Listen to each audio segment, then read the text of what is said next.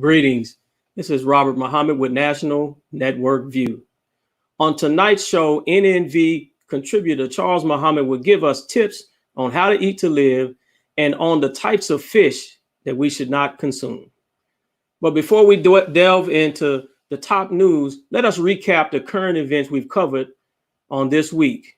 On yesterday, NNV reporter Nina Shabazz discovered our brothers and sisters in the Muslim Ummah globally that are dealing with difficult situations.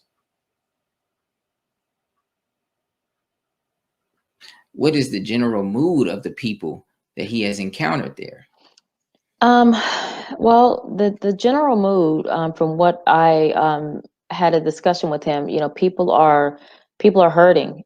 People are, they are walking in a little bit more fear. As with the previous administration, they a lot of the hope that they had, during President Obama's tenure was completely lost during the previous administration. I mean, we see the lines, we see that, and this is, we saw lines like this here in America.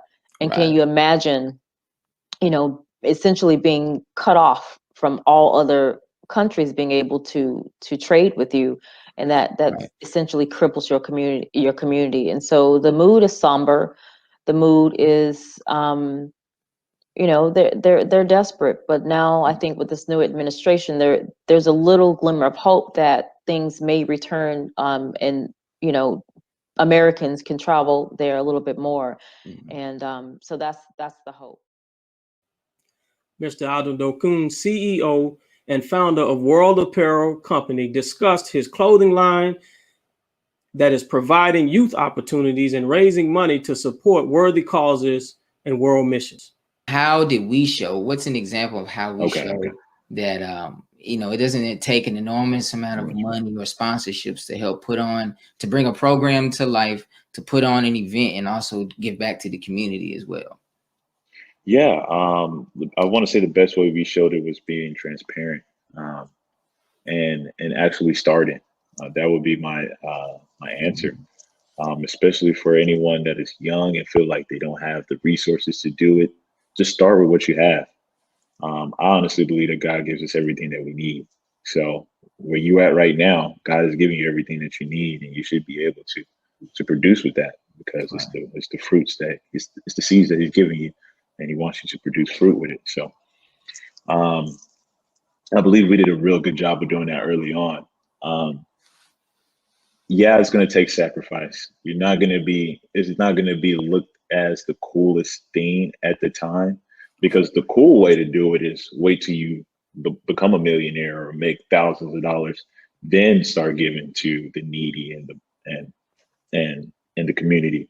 But we took a different route. We said, why does that have to be the norm? Why can't we just do it the other way? And we did. Right. And we've been very successful with it. And I love it every day. I think about it every day, what we do, and I love it. A portion of the proceeds from the sales of World Apparel clothing line go to help support charities and to outreach efforts, helping those who are most in need. What portion of these proceeds from the sales of our clothing line go to help support charities? And give us a few examples of charities that we've helped in our community. Yeah, absolutely. So 100%, me, myself, the team, Tariq, Mr. Ray Chambers, none of us have pocketed a dime from anything that we've sold, or made, or was given to us by charity from another, org that wanted to help, or another business that wanted to help. None of it has been pocketed. We don't believe in that. This is 100% nonprofit. I don't pay myself. I work a 9 to 5. Sorry, that's how I pay myself. But as far as the projects that we've done, so I'll start from the beginning. First one was Promise House Orphanage, Dallas, Texas. We raised a couple $100, not much, not many. I think it was $500. That's what we raised probably, and we spent $300 of it on toys and coloring books and video games for the kids that Christmas. And we gave the Promise House a check of $200 for them to purchase, any type of miscellaneous things that they needed for the kids. Tony Muhammad discussed the history of colonialism in Myanmar, the country formerly known as Burma. The ousted leader, where is she? Has she fled the country? According to the reports, they are all on house arrest, but there are no secret court that we know of in regards to their trial. According to the BBC, Ms. Kia originally faced 2 charges of illegally importing radio and communication devices, violating Myanmar's emergency COVID-19 laws. But a further 2 charges were later added. She was accused of using illegal communication equipment and causing fear and alarm, violating the National Disaster Act. That's according to the military. So as to that, we could just say that that was the justification. As to what exactly is really taking place, right. I think time will tell exactly what exactly is taking place. Martin Bay and Kiara Adams with Compton Community Garden showed how the community garden is positively impacting and strengthening the community. Okay. I wanted to know how long has the community garden been operating? So the community garden has been operating since 2013. It started with Dr. Ross, our mentor that you've seen in the previous video. He worked with this organization to actually create the space here, along with about 14 other community gardens in Los Angeles.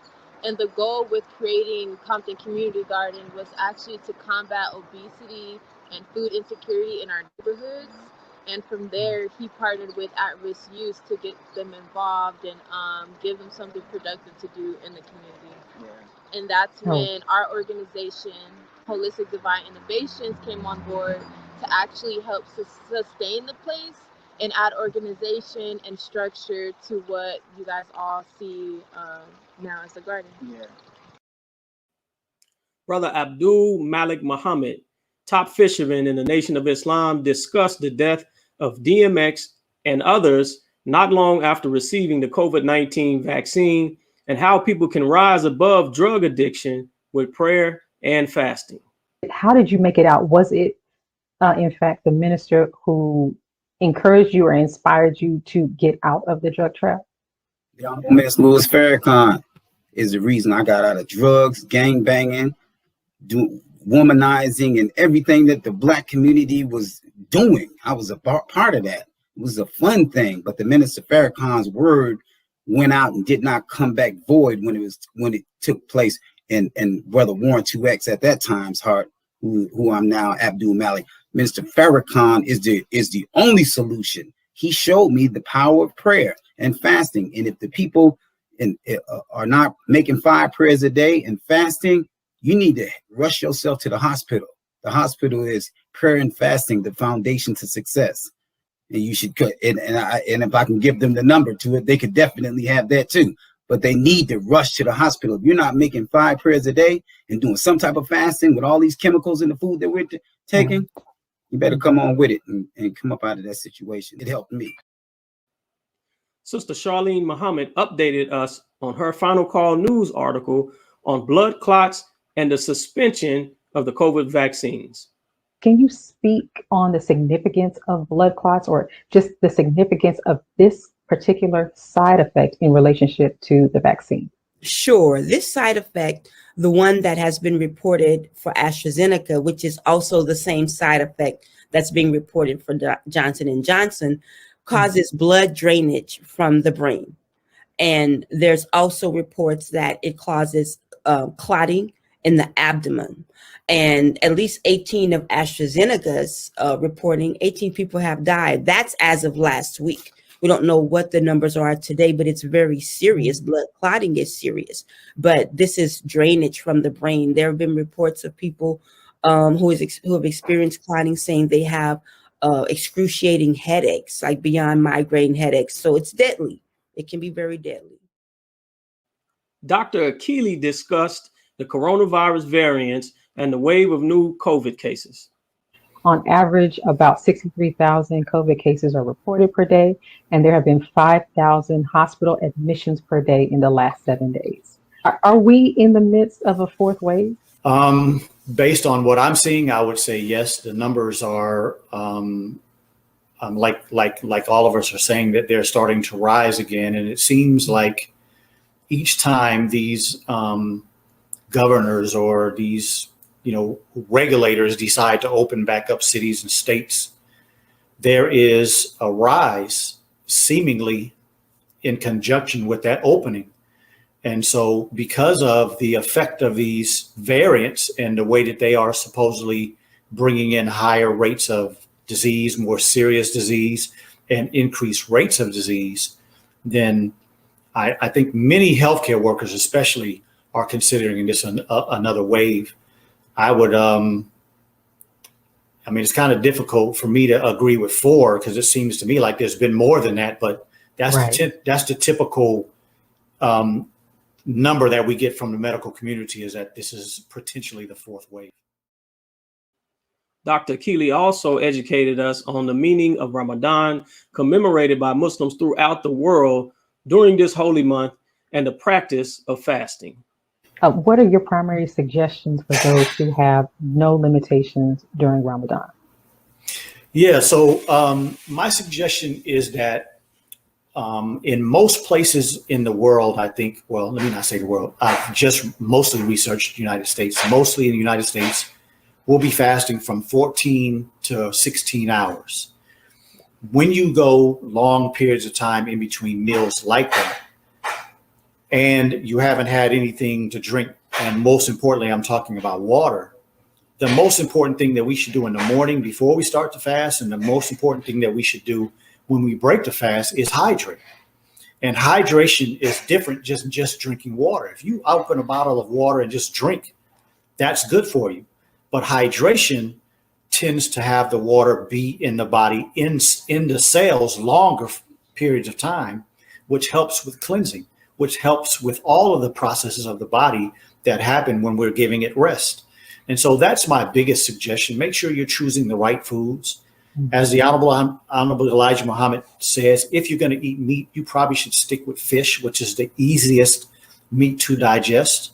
And then if we're eating the right type of foods, bean soup, whole milk, good fruits and vegetables that should be organic, those long periods of time in between eating will give us a lot of ability to heal and make the body much better in 30 days. Deshaun Farad and Eric Muhammad discussed the latest in the ongoing murder trial of Derek Chauvin, charged with the killing of George Floyd. So from your perspective, is there a correlation between these efforts to defund the police department and this rise in violence in America? No, it's absolutely not. And I say, I want y'all to watch this movie called Them. And I say, as they said on Them, the white man is the devil, right? It's beloved. It's who he is. It's his nature. And you create a system, right? And then now you have to police that system. And this is how they police that system. So no, to your answer, there is no connection between defunding the police and violence. They are who they are. They committed the violence and they still getting paid. Eric Muhammad also discussed the death of hip hop music artist DMX and reminded us that his family members said he recently received the COVID vaccine. Why do you think a country like America, that's considered to be a world power, it leads the world in addictions according to a 2019 study? You know, the Quran says, when an unrighteous man brings you news, look carefully into it lest you harm a people in ignorance and then be sorry for what you did. And I know the clip started out with saying that our brother died because of a heart attack with drug use. But there was another clip that also came out where a family member said that he took the vaccine, a week earlier. Right. And then so now what happens is we start to run on certain things. But to go to your question, it's because, America is what it is. It is a pharmaceutical company where it's only 2 countries, I can't think of the name right now, where you cannot market directly to the people.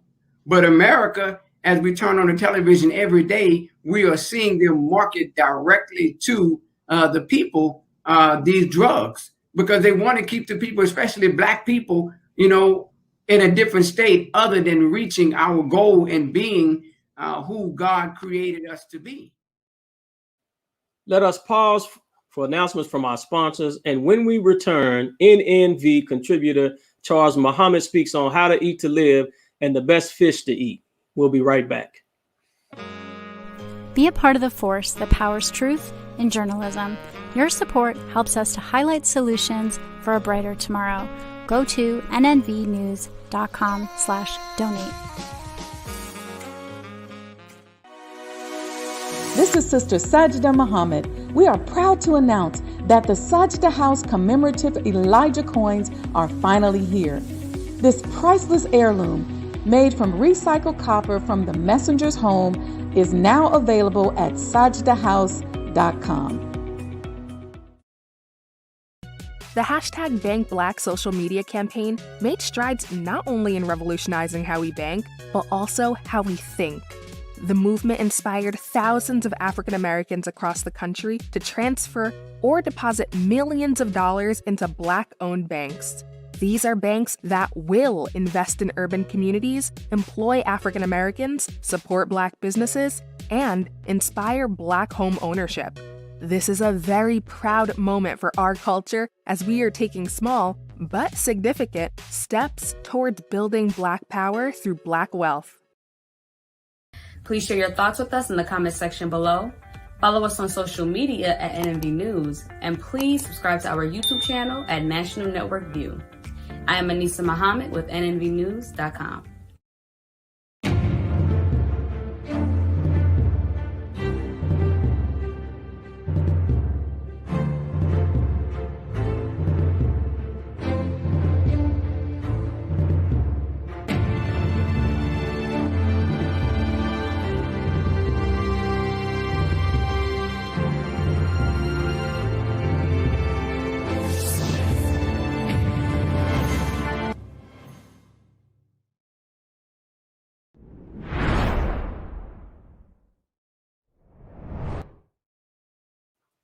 The Most Honorable Elijah Muhammad, in his monumental book, How to Eat to Live, advises us that we should not eat catfish and other scavengers of the sea that are bottom feeders.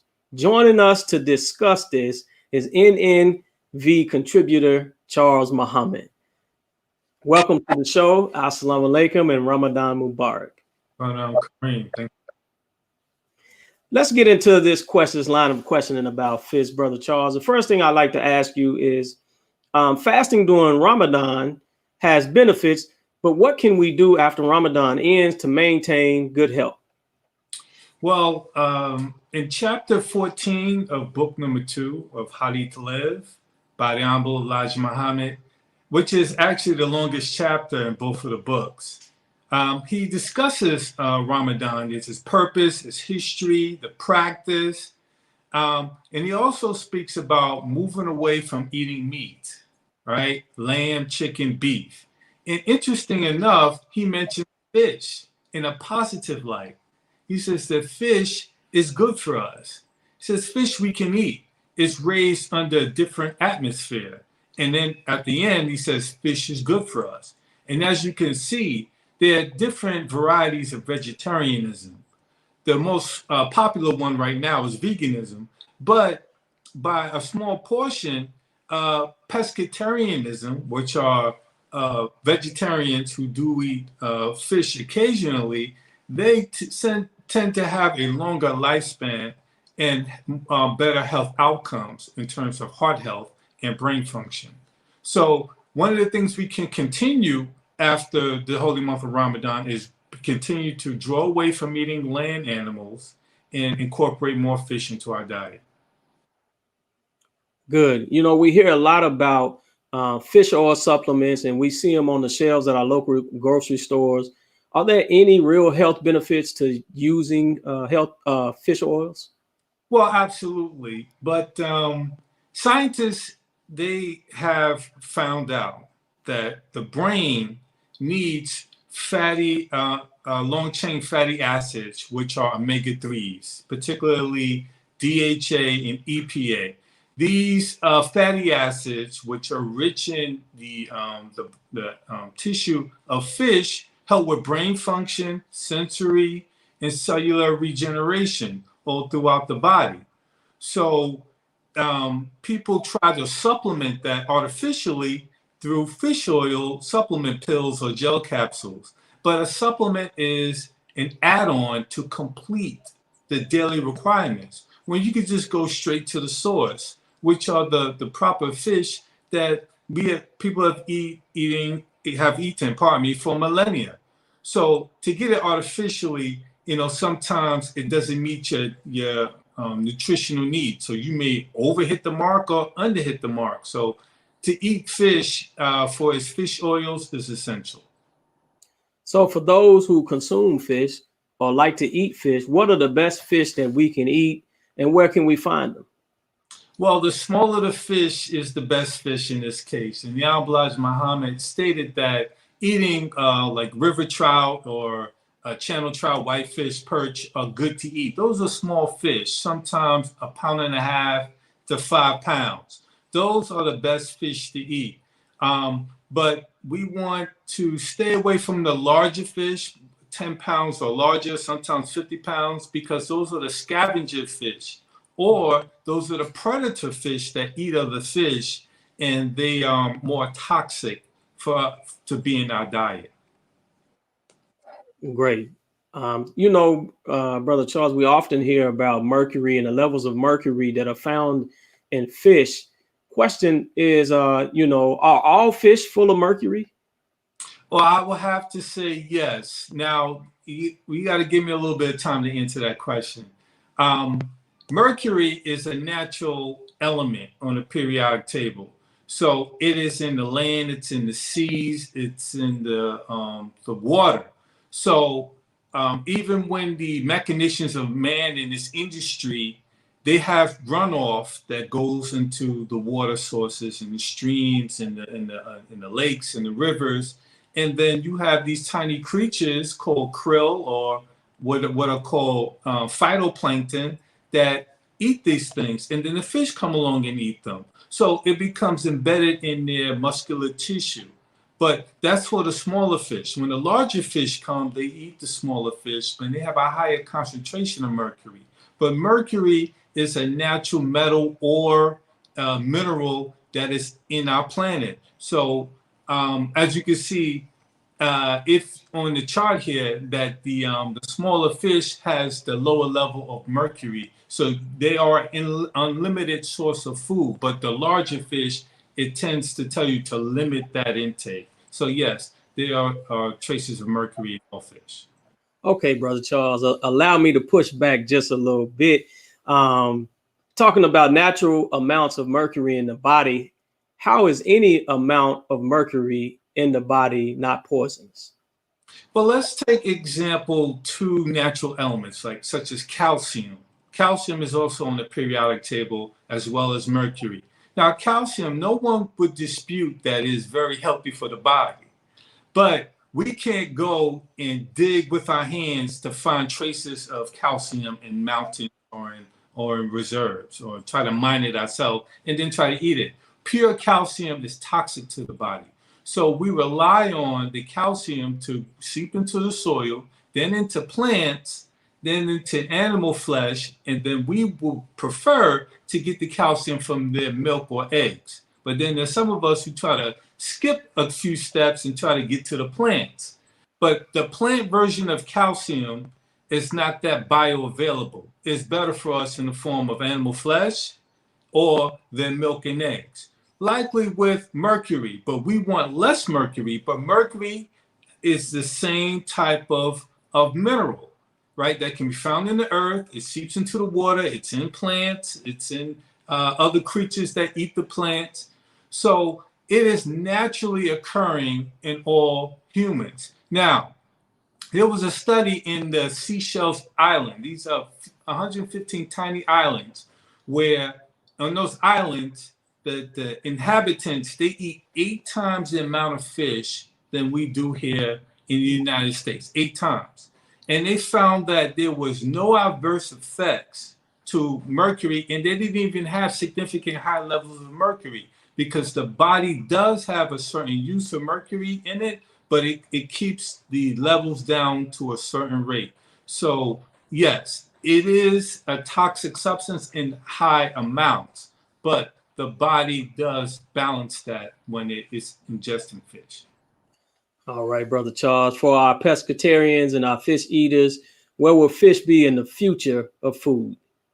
Well, there's a saying that there's plenty of fish in the sea, and we don't really understand how vast the oceans and the seas are that can hold fish. And 3.5 billion people have fish as their source of food, and that seems to is going to double within the next 10 years to 7 billion. So fish is going to remain on the menu for the majority of the planet. So, you know, be happy that this is a food supply that seems to be unlimited if we treat our water sources properly. Fish will be with man for a long time. All right, let us pause from some announcements from our sponsors. And after we come back, we'll come back with Salih Muhammad for the Al-Asr Report. We'll be right back. Be a part of the force that powers truth in journalism. Go to nnvnews.com/donate. Thank you for tuning in to NNV News. Please share your thoughts with us in the comments section below. Follow us on social media at NNV News, and please subscribe to our YouTube channel, National Network View. This is Clifton Muhammad with nnvnews.com.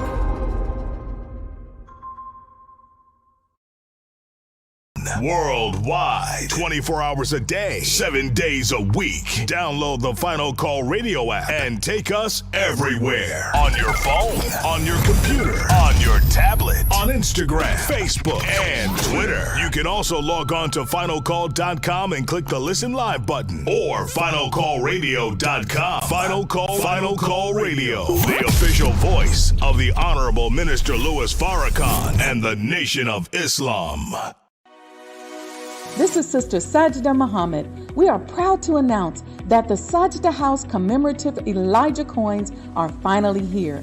As we renovate and restore the former home of the Most Honorable Elijah Muhammad, we have recycled the old copper gutters and downspouts and created a 1-ounce 39mm coin made of 100% pure copper.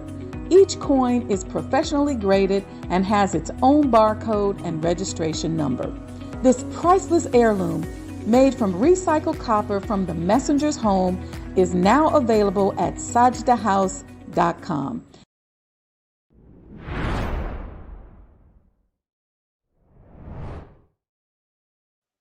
The Al-Asr Report.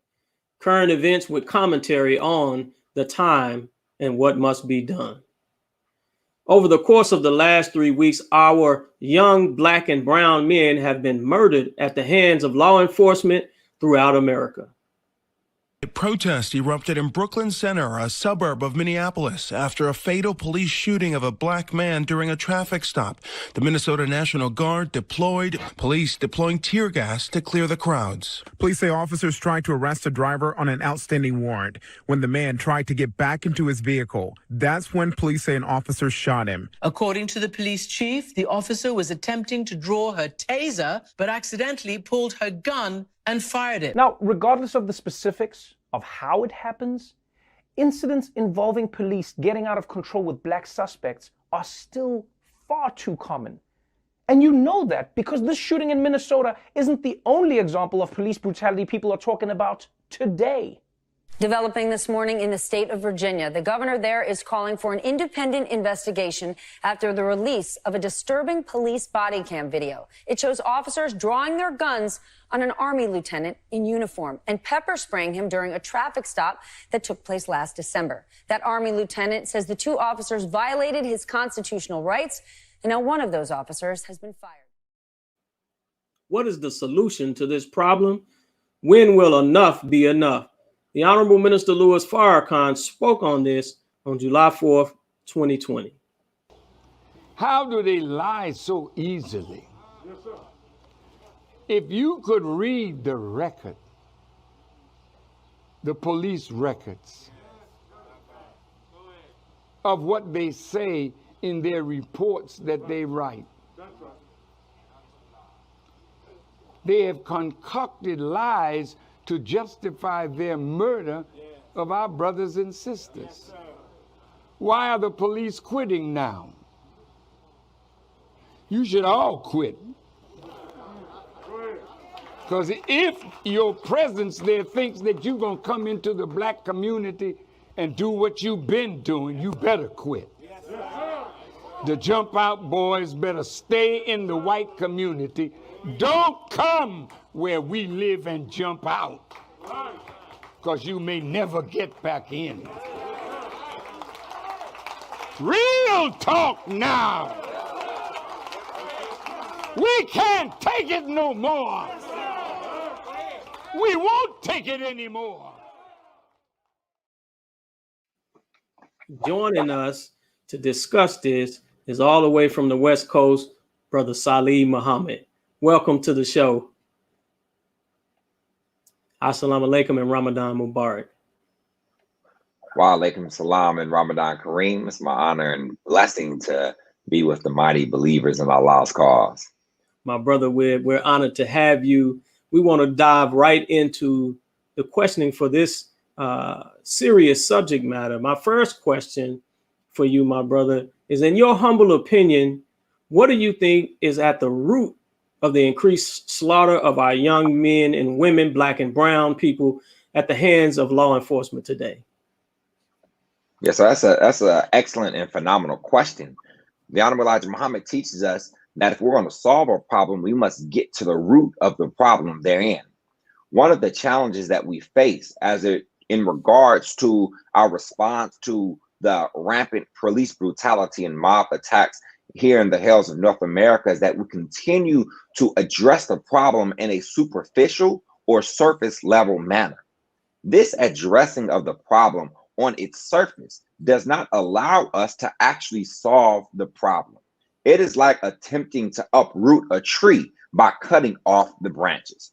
Every time we seek to solve this problem by passing a new bill of legislation, every time we seek to solve this problem by electing a new white public official, every time we seek to solve this problem by whining or complaining or protesting, what we are finding is that we are only challenging the branch, yet we have not gotten near the root. What is at the root of the problem of police brutality in this country? Well, the Honorable Elijah Muhammad teaches us that the root of this problem is that we are dealing with a people in whom their very nature is to oppose us. In their very nature is the love of steel and warfare and death. In their very nature is the desire to maintain their world by means of preventing our world from rising. So the root of the problem is first and foremost that there is a clash of civilization. There is a clash of natures. There is a clash of doing what's right versus doing what is wrong. And because of this clash, the scriptures teach that there would be the abomination that produces desolation. And the Honorable Minister Louis Farrakhan asked his teacher, the Honorable Elijah Muhammad, what does that mean? He said, that is hatred, brother. We are living in a time where the hatred of man is more rampant and apparent than ever before. Our ancestors that lived through the terrible times that we have lived through, as evil and as wicked as the enemy was then, the enemy is more evil, more wicked, but also more wise. So we see that the first layer of this question regarding the root of the problem is speaking to the nature of our enemy and the nature of hatred that is being forced as we live. Secondly, we have to look at the white man's world is falling. For the last 6,000 years, white supremacy has been the modus operandi of the society. It has been the basis upon which this nation was built. Well, what happened when people who all of their lives found privilege in their whiteness, and all of a sudden, that whiteness doesn't seem to earn them this same privilege? All of a sudden, they're starting to realize that in as much as the black man and the brown man has been oppressed and degraded in this country, that the resources they once had for themselves are no longer available. There's a phenomenal book titled Deaths of Despair that talks about the way lower class and lower income whites are suffering from things that they never saw before. And in fact, you find that the birth rate of white America is in a negative. And we see an increase in suicide in white America. We see an increase in drug use in white America. What is at the root of this?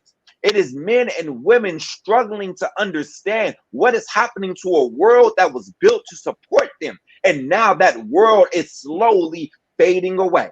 And so as his world fades away, the Honorable Elijah Muhammad writes that there would be fiery serpents that would emerge among the people. And Minister Farrakhan explains to us that these fiery serpents represent frustrated, angry white people, frustrated with the rapid fall of his civilization. Sure. Well, Master Father Muhammad said that he came to deal justice to both sides. So when we look at the root of the problem, we cannot only analyze the problem from the perspective of what the white man or the white woman or white society or white supremacy has done. If we are to be honest in our analysis, we must do some self-analysis, some self-examination. And if we're to change the problem, then we need to also do some self-correction. Pardon my language. Yes, sir. Man, thank you. Thank you, my brother. Some great balance on your answer.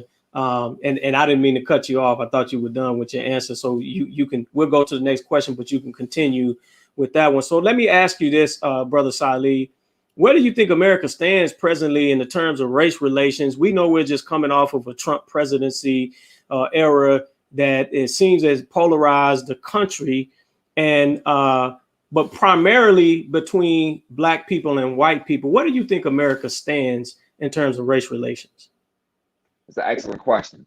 The Honorable Elijah Muhammad wrote in 1936 that, quote, history is above all of our studies, most guaranteed and qualified to reward our research. So if we are going to make a conclusion on the status of race relations presently, we cannot make a present tense conclusion that is separate or divorced from the history that has led us to where we are. Frankly, I would say America is as she has always been as it relates to race relations. What race relations? Most black people live in segregated and separated neighborhoods. Most black people live in environments that are overrun by poverty and want and violence and crime and the lack of resources, the lack of jobs, the lack of the quality of health, the lack of access to decent food and hospitals. There is no race relation. The relations that we see today is the same relations that we saw 400 years ago, and that is the relationship between slave master and slave. And it is not merely because the white man has been wrong. It is because we have not awoken or awakened to the call of God to separate and do something for ourselves.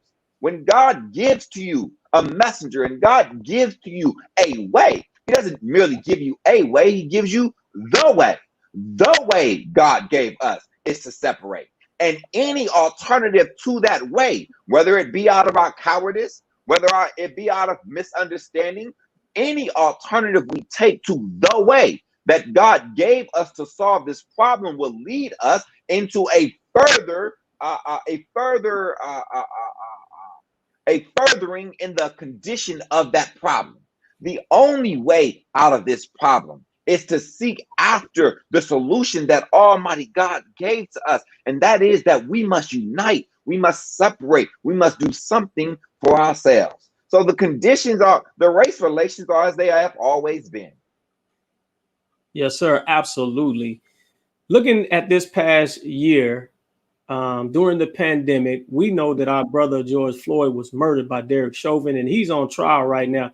Considering the response, not just from Black, brown, and white Americans, but the disapproval from people all over the planet, what happens if Derek Chauvin is acquitted of murder? I don't know.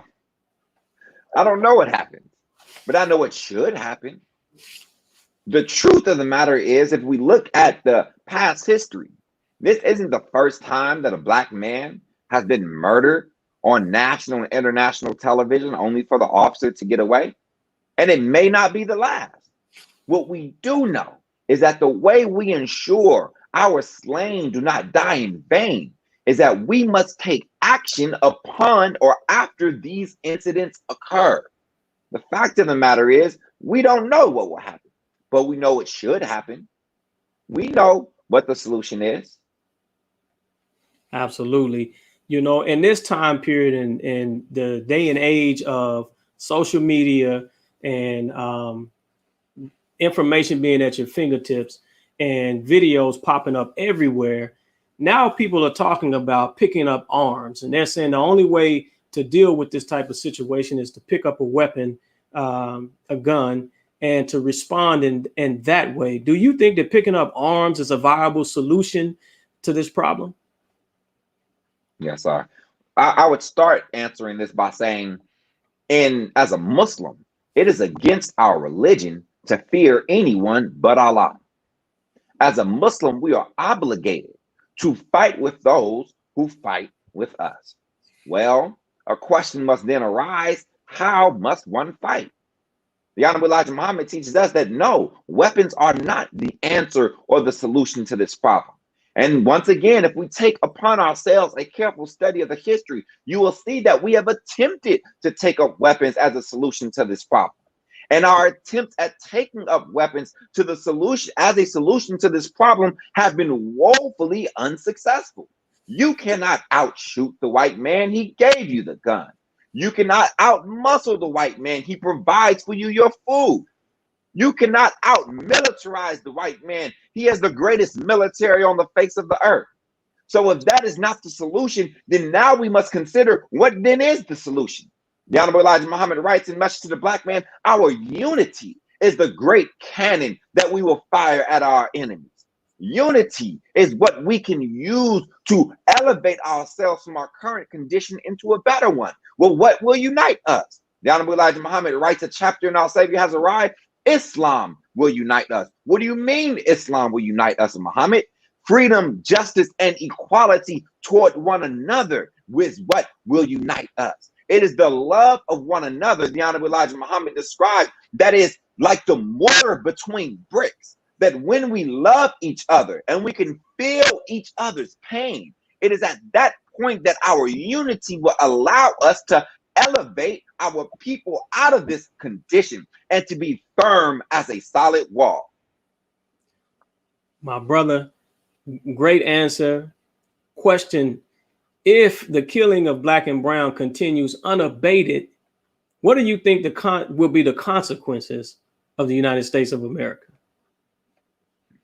I don't have much to think with, but I can tell you that Honorable Elijah Muhammad taught us that Almighty God himself has judged America according to the scriptures and found her wanting, meaning that her sins have outweighed her good. And that Almighty God, Allah, loves the Black man and woman of America so much that he would destroy nations over us. So whether they stop today or not, which there is no indication that they would stop, the fact of the matter is all indications, all evidence, all proof suggests very clearly that Babylon the Great, she is fallen. Her wrath has come. Absolutely. Great answers. Thank you, Brother Salih. Let us pause for some announcements from our sponsors, And we return with Brother Salih. We'll talk about the importance of Black youth having a proper education. We'll be right back. Be a part of the force that powers truth in journalism. Your support helps us to highlight solutions for a brighter tomorrow. Go to nnvnews.com/donate. Asiatic Minds, online education, helping our children to discover their God-given skills, gifts, talents, and passion that will allow them to see their greatness, as well as the greatness of our people, and upon discovering that greatness, infusing them with the desire to use it for the betterment of themselves, their families, our people, and the world. Call now, 502-219-4848. Greetings from National Network View. This week's Final Call cover story report honors the spirit and the life of the great DMX. Earl Simmons, better known as DMX, has passed away. The acronym DMX stands for Dark Man X. The great rapper, songwriter, and actor will be missed. He was the first artist to debut an album at #1 5 times in a row on the Billboard charts.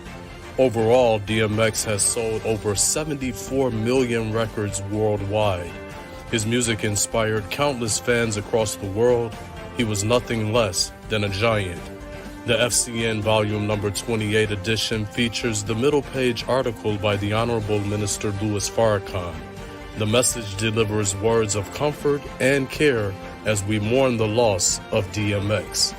To read more, subscribe to finalcalldigital.com and tune in to the all-new Final Call Radio.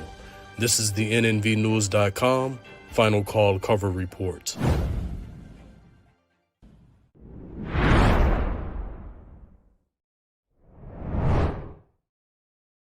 So we're back with Brother Salih Muhammad once again. We want to talk about education and the importance of independent education for our people, for Black children. Let me ask you this question regarding, we saw a workshop this past Savior's Day, the virtual Savior's Day 2021, focused on a new educational paradigm for the 21st century. So my question to you is, my brother, why is there a need to have a new educational paradigm in the 21st century? Yes, sir. Well, that's simple, because it's terrible.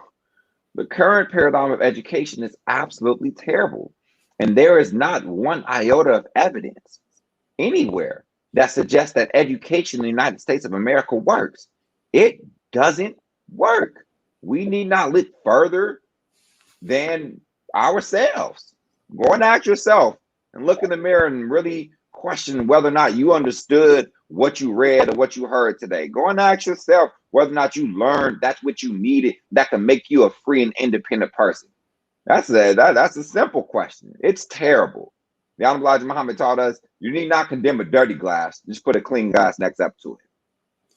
So, during the pandemic, many of our children have been home for school, virtual learning, and many of the parents are starting to see that their children cannot read or write.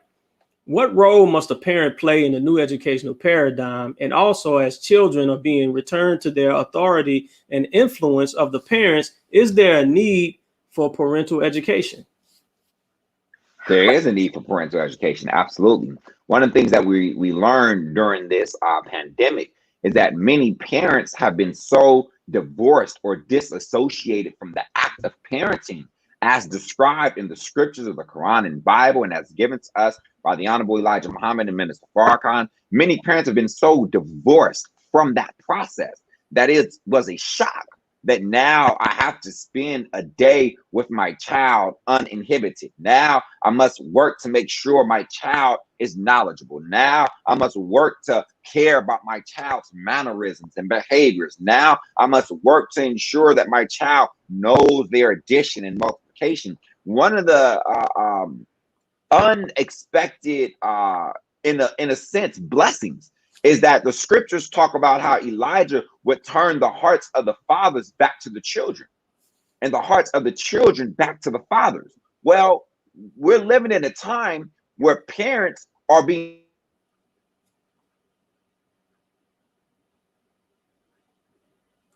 having a little technical difficulty here with our brother.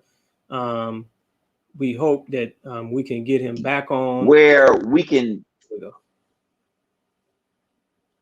we're witnessing a moment and opportunity where we can see the reconnection of parent to child in the divine way that Allah designed for that role to be.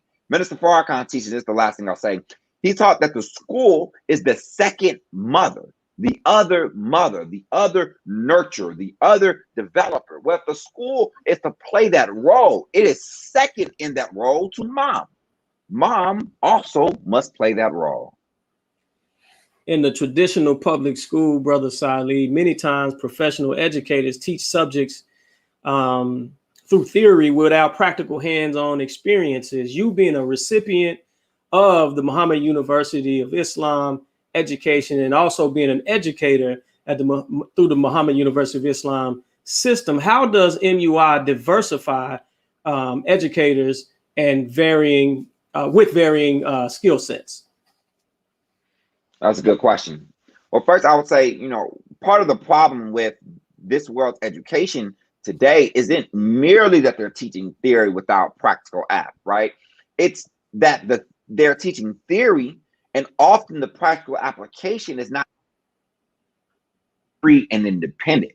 You see, it's no sense in teaching us mathematical processes just so that we can go and get a job and maintain another man's world. See, there are independent schools, Black independent schools that might teach you a hands-on mathematic approach, right? But that's woefully insufficient. For if all you can is make to better master the old, then we have failed. Minister Farrakhan said, he said, and I'm paraphrasing, he said, if we teach what they teach in the world, then we'll be teaching it to them in an inferior way. Because when Allah brings to you wisdom and guidance and divine revelation, and you subjugate that divine revelation to another world theory, another world's teaching, another world's style, then you then put your foot in your own mouth. You're forcing yourself to take a lower position. So I'll give an example, right? What I mean by that.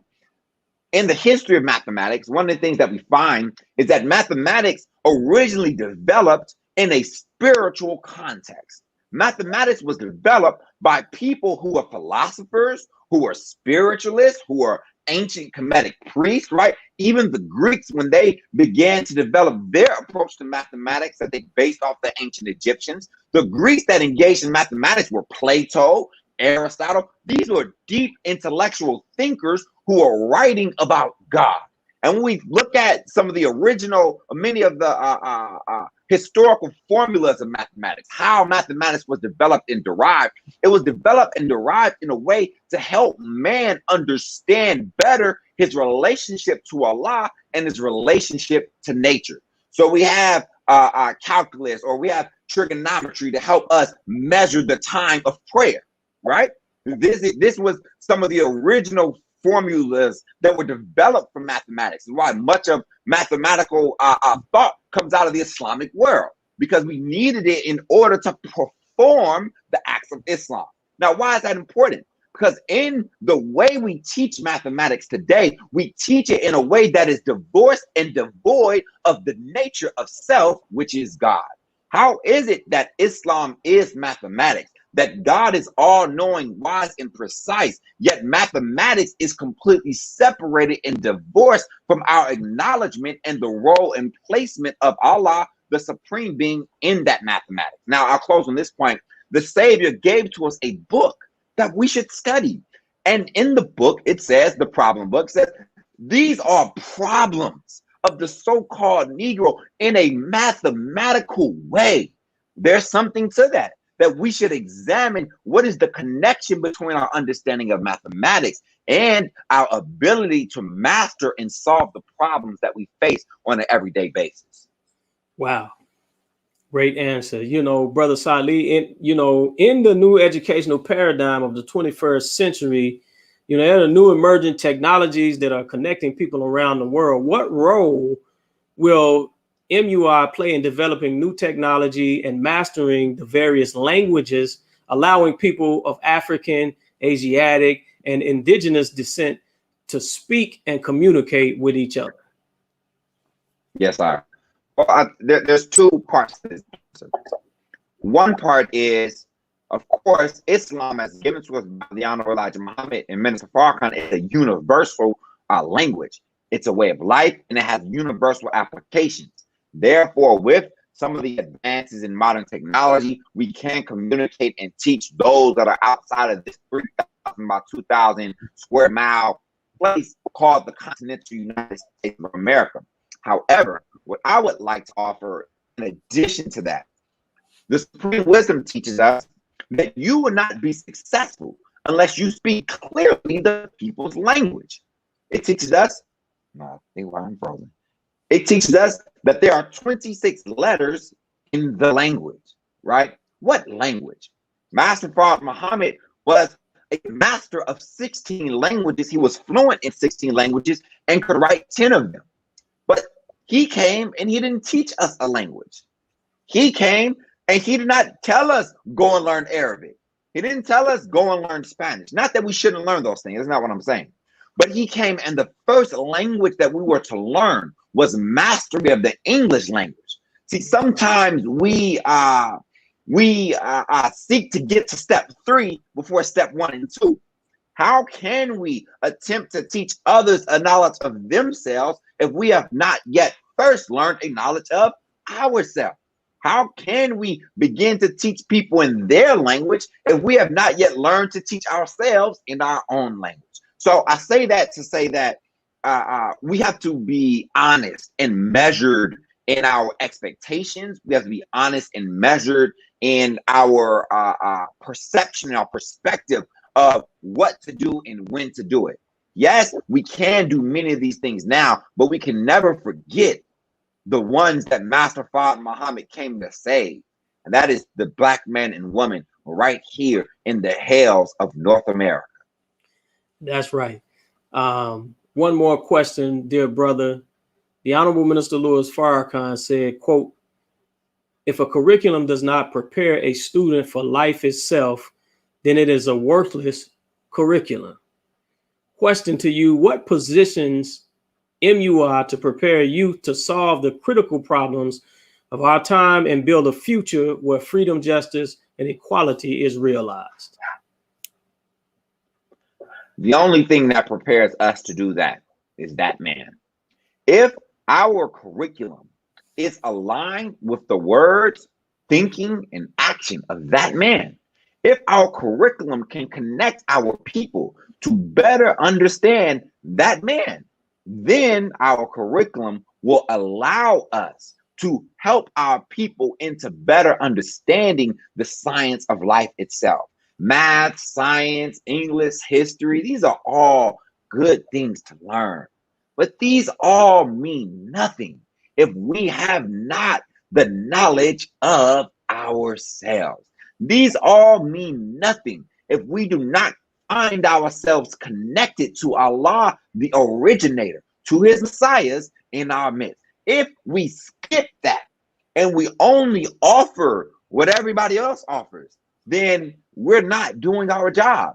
I can't emphasize enough that our independent schools, whether you're doing a tutoring program or if you're running an independent black school or if you're just selling curriculum, I can't emphasize enough that we are disrespecting ourselves if we do not base our work on the greatest writing to ever exist in the history of man and woman. You mean to tell me God came and wrote something that it didn't come to us by a prophet? It didn't come to us from a vision. It didn't come to us through a revelation, but that God could write something personally and offer it to us and that not be the basis of what we teach?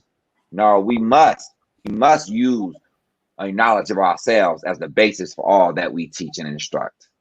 Absolutely. Thank you, dear brother, all the way from the West Coast, Brother Salih Muhammad. Thank you for coming on and joining us today, and look forward to having you back soon.